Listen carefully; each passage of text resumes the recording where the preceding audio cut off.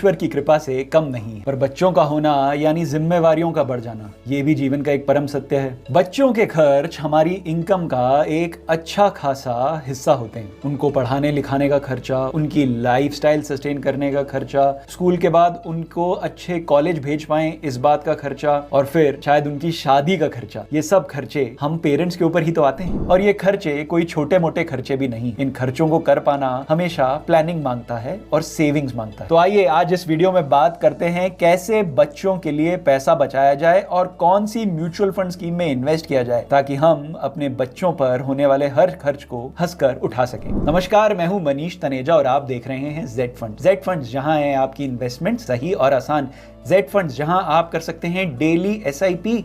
जी हां, जब हम कमाते रोज हैं, खर्चते रोज हैं, बचाते रोज हैं, तो क्यों ना रोज निवेश करें। आज ही जेड फंड्स ऐप डाउनलोड करें और शुरू करें अपनी डेली निवेश की जर्नी।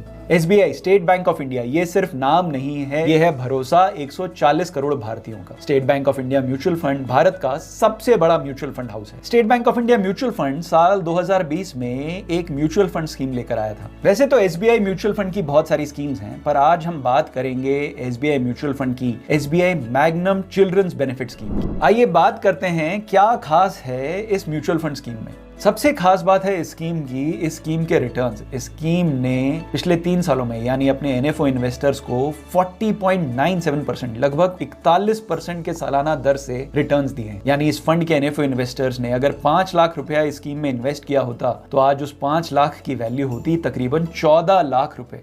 जी हाँ, इस फंड ने अपने इन्वेस्टर्स का पैसा, एनएफओ इन्वेस्टर्स का पैसा 3 साल में कर दिया है लगभग 3 गुना। बात करें इस फंड के फीचर्स की तो कोई भी पेरेंट अपने बच्चों के लिए इस म्यूचुअल फंड स्कीम में इन्वेस्ट कर सकता है। कंडीशन ये है कि उस बच्चे की आयु कम से कम 3 महीने हो और वो 18 वर्ष का अभी नहीं हुआ हो। इस फंड का लॉक इन पीरियड 5 साल बाद या बच्चे की उम्र 18 साल हो जाए तब खत्म हो जाता है। यानी अगर आपने एक 15 साल के बच्चे के लिए इस स्कीम में इन्वेस्ट किया है तो ये पैसा अवेलेबल होगा उस बच्चे के 18th बर्थडे के बाद। बात करें अब इस फंड के एयूएम की तो दिसंबर 2023 में इस फंड का एयूएम था 1505 करोड़। जी हाँ, तकरीबन 1500 करोड़ के एयूएम की ये म्यूचुअल फंड स्कीम है। आप इस स्कीम में मात्र 500 रुपए से इन्वेस्टमेंट शुरू कर सकते हैं। जी हाँ, आप इस स्कीम में शुरू कर सकते हैं एक एसआईपी जिसका मिनिमम अमाउंट होना चाहिए 500 रुपए।